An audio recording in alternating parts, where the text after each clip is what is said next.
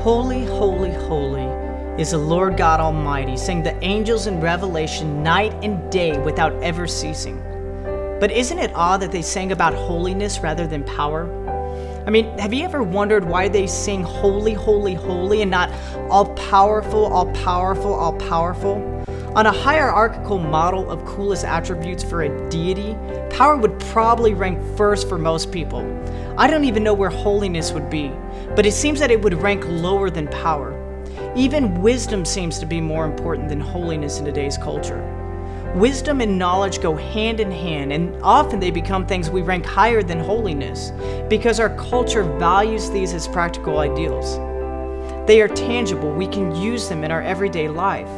Power can be used to gain something we want, and wisdom and knowledge function in a similar way. So why not all wise or all powerful? And while we're at it, why not all loving or all knowing or invincible or all present or any one of the other features we attribute to God?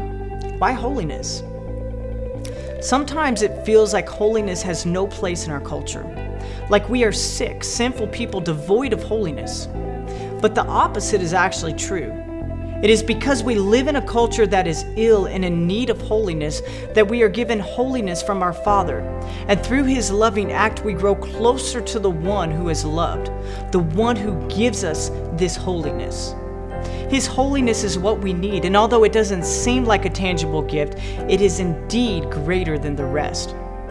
Power and wisdom are not bad things. By no means are they not gifts as well. God's holiness is what these things are founded in. But in order for us to try to understand the power and the love and the wisdom of our God, we must first understand His holiness, because that holiness is the foundation of everything that makes up the loving acts, the kindness, the grace, the peace, the power, and the wisdom. When we speak of God's holiness, we are speaking of His perfection. We are speaking of His purity. We are speaking of a God that has no flaw or blemish. God's holiness is His beauty, that in His perfection He is beautiful. You can also say that if we are to get a glimpse of the beauty of Jesus and the gospel, we must grow in our understanding of His holiness. For out of the beauty of His holiness comes the beauty and perfection of everything that God has made. From the angels to creation to man, everything was and is perfect because of that beauty, because of that holiness.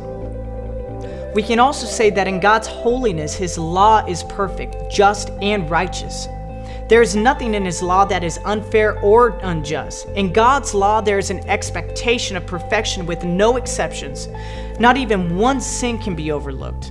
And Paul says that the law is holy and the commandment is holy and just and good. And we are held to the same standard without one sin being overlooked.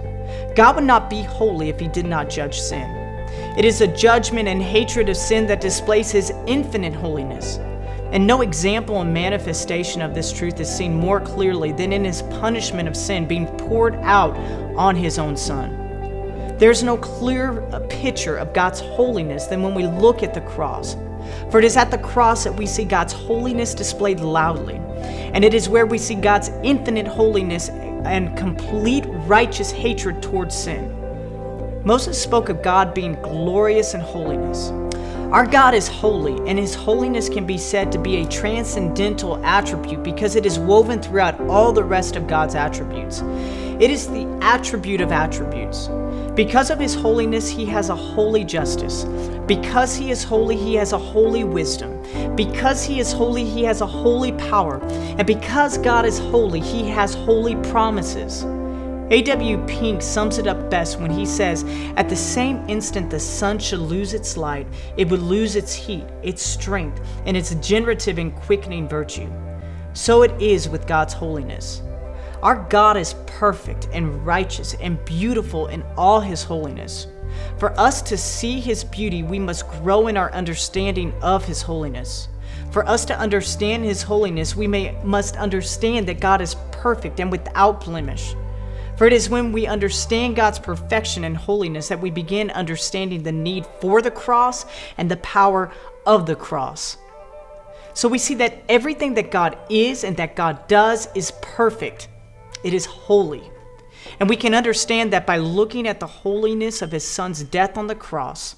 In that moment, God showed that our lack of holiness, our disease of sin, our illness of sorrow could in no way escape the holiness of him. Jesus died so that we could be holy. And that is why we worship him, singing, "Holy, holy, holy is the Lord God Almighty."